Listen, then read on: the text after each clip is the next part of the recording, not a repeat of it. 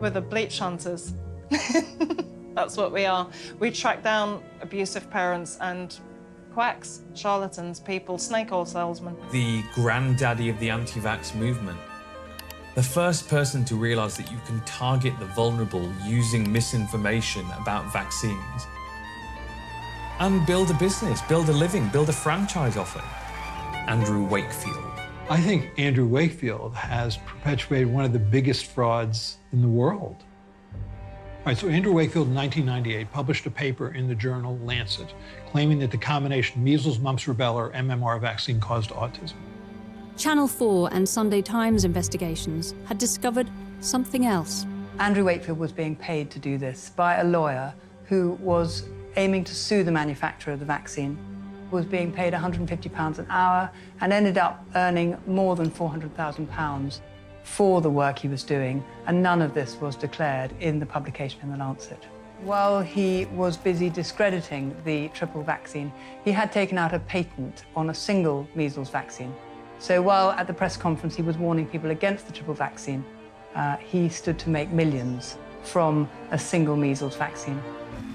There's a lot of kind of a cottage industry of false hope in this country where we're perfectly willing to embrace people who offer us snake oil, and he was exactly that, a snake oil salesman. I've just been fascinated at how Andrew Wakefield has been able to reinvent himself after being run out of Britain. When he comes to America, he actually winds up opening up a nonprofit called Thoughtful House.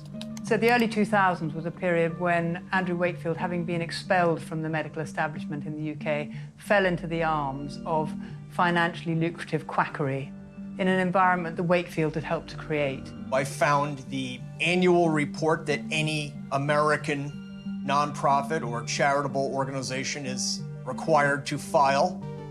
You can see they gathered a lot of philanthropic capital.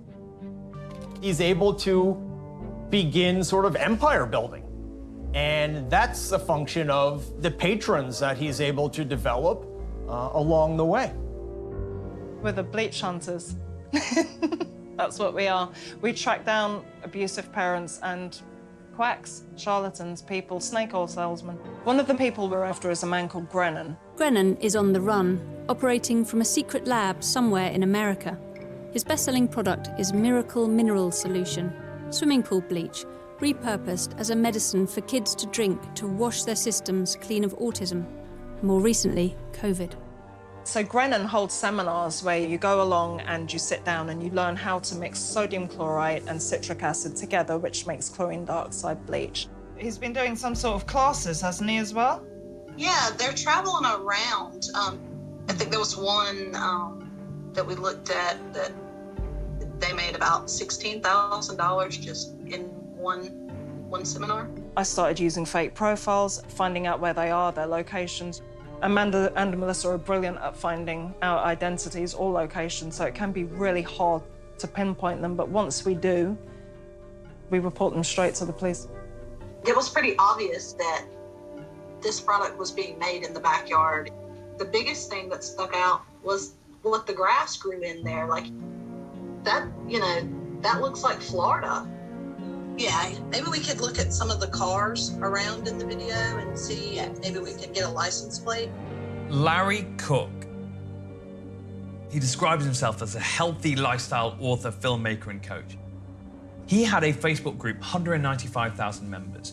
What he did was he hooked people in using different myths, whether it's about fertility or microchips or whatever else. But once they're in there, the Facebook group was used to radicalize people and to bring them into his marketing pathway.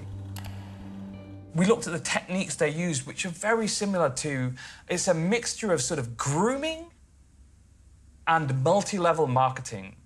So the way they bring people in is they target people who are vulnerable. Giving them a small answer, they say, I've got bigger answers, but you're gonna have to pay for it. And they start dragging them down. And that's why it's a bit like multi-level marketing. It's a bit like a cult. With every additional donation, you get a higher level of understanding. We knew that they were going to take advantage of COVID. We just didn't realise how effective they'd be and how substantially they'd grown. So this is a bigger industry than we'd ever thought was possible.